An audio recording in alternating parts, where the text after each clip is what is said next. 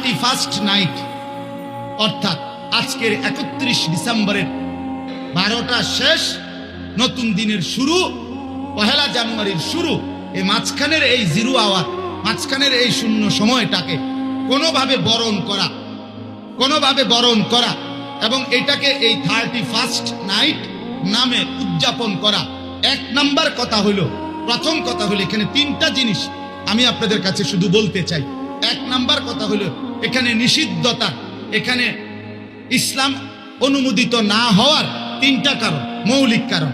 ছোটখাটো ব্যাখ্যা করলে আরো বাড়বে, কিন্তু মোটা দাগের নিষিদ্ধতার কারণ 3টা। এক নাম্বার হলো কাফের মুশরিকের অনুকরণ। 2 নাম্বার অশ্লীলতা বেহায়াপনার ছড়াছড়ি। 3 নাম্বার অপচয়ের বিশাল একটি কর্মকাণ্ড। ঠিক কিনা বলে?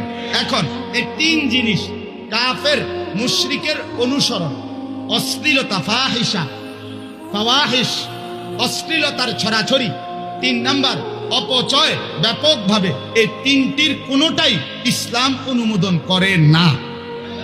এখানেও জানতেন না কেন করে না? এই 3টার একটাও ইসলাম অনুমোদন করে না।